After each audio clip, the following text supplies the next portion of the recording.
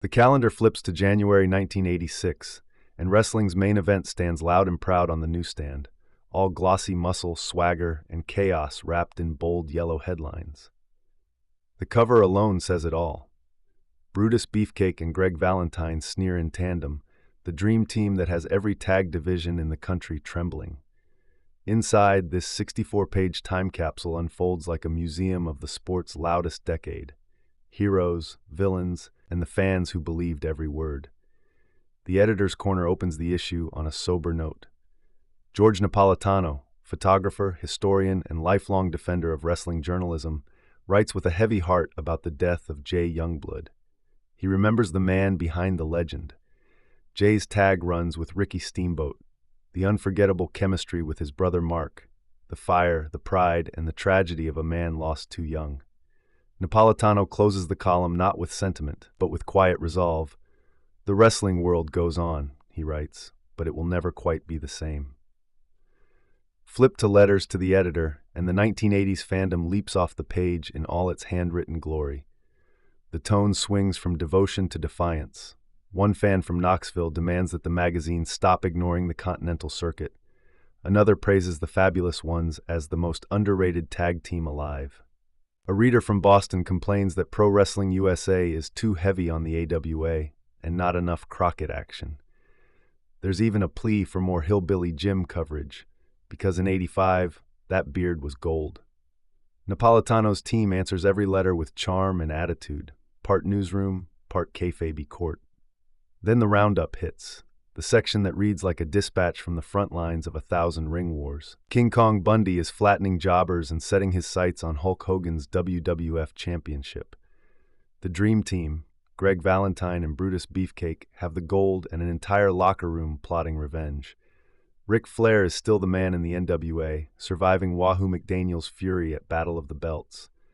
Down south, Chris Adams and Gino Hernandez are tormenting the Von Erichs in Texas, while the Road Warriors are wrecking anything with a pulse in the AWA. Jimmy Garvin is chasing Rick Martel, Magnum TA is climbing the rankings, and Bruiser Brody is chewing through Japan like a hurricane. Between paragraphs, Napolitano sprinkles small updates, births, injuries, marriages, the connective tissue of the wrestling world before Twitter existed. Before the features even begin, the ads start to roar. There's the Von Erich Family Fan Club, complete with photos, glossy certificates, and autographed cards direct from Dallas. For $6.95, you could own official Von Erich merchandise mailed in a plain brown envelope. Next to it, the Pro Wrestling Fan Club promises glossy color photos of Hulk Hogan, Dusty Rhodes, Ric Flair, and Jimmy Snuka, 12 for only $5. No email, no website, just a P.O. box in the Bronx, handwritten orders, and weeks of anticipation. Then comes a mail-order ad for Coliseum Video, with VHS titles like Roddy Piper's Greatest Hits, Most Unusual Matches, Hulkamania, and WrestleMania 1. Each tape is $59.95 plus shipping, the cost of a week's groceries, but the promise of owning immortality. Now the first big feature hits, WWF Manager of the Year by Jeremy Tepper. The story relives the chaos of the award ceremony gone wrong, a champagne-drenched war between Lou Albano, Bobby Heenan, and Jimmy Hart. Albano, beloved by the fans, looked ready to take the trophy until Heenan smashed it over his head. The Hillbillies stormed the ring, Heenan bailed, and the fans roared.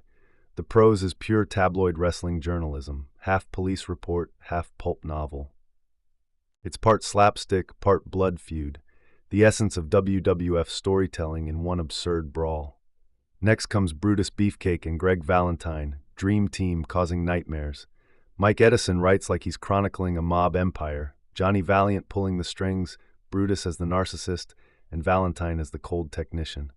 The Dream Team's message is simple, domination. Beefcake sneers that pretty wins matches. Valentine counters that pain keeps titles.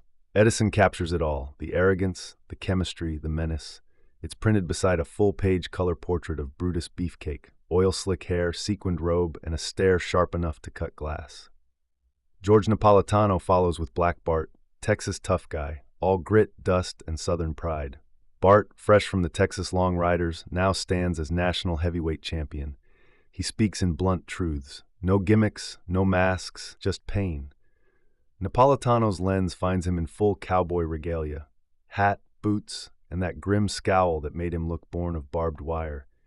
It's the kind of photo spread that smells like leather and beer. Then a shift to Dallas. Marty Brown's dynamic duo duels Von Erichs. Chris Adams and Gino Hernandez, the dynamic duo, go to war with the Von Erich brothers in a feud that feels biblical. The article recounts the famous hair matches, the screaming Dallas crowds, and the spectacle of humiliation when Gino and Adams were shaved bald in defeat. Napolitano's photos capture the moment like cinematic stills: sweat, scissors, and revenge. Across the page, color portraits of Adams and Hernandez stare you down, smug and unrepentant. Between the mayhem, Main Event inserts its monthly specials. Wrestler of the Month, Bruiser Brody, celebrated for his international dominance and wild-eyed ferocity. The Match of the Month, Tully Blanchard versus Magnum TA, billed as a masterclass in contrast. Blanchard's arrogance versus Magnum's raw fire. Every word radiates intensity, and the accompanying photos by Napolitano turn it into a photo essay of defiance. After the big features, the back pages take a turn toward the strange and wonderful world of 1980s wrestling ads. And this is where the magazine truly becomes a cultural artifact. There's an ad for Instant Tan, a rich, golden tan without the sun. Because who has time for sunlight when you're chasing belts? Another for Biochem, a pheromone cologne promising to excite the mate-seeking instincts of the opposite sex. Then, unbelievably, a non-lethal .22 caliber tear gas gun sold as perfect for self-protection, home or travel. Right below it, mail-order listings for muscle-building courses, hand-grip trainers, and a Wrestling's Main Event merchandise catalog offering t-shirts, posters, and autographed photos of stars like Dusty Rhodes, Jimmy Valiant, and Ric Flair. The typography screams with energy: neon banners, bold italics, stars everywhere, the exact tone of a Saturday morning commercial on paper. The closing sections bring it home. Out of the ring, covering the NWA convention, suits, cigars, and press photos of Ric Flair shaking hands with officials like a mob boss. Into the spotlight, Boris Zhukov, where Napolitano paints the Russian brute as a living Cold War caricature, bald, scowling, and merciless. The ratings table caps it all, lining up the federations: Hogan, Flair, Rhodes, Martel, Brody, all jostling for their place in the pre-internet pantheon. By the end, when you close the issue, the smell of the ink and the thump of the paper feel like time travel. Wrestling's Main Event, January 1986, isn't just a magazine, it's the entire industry frozen mid-roar.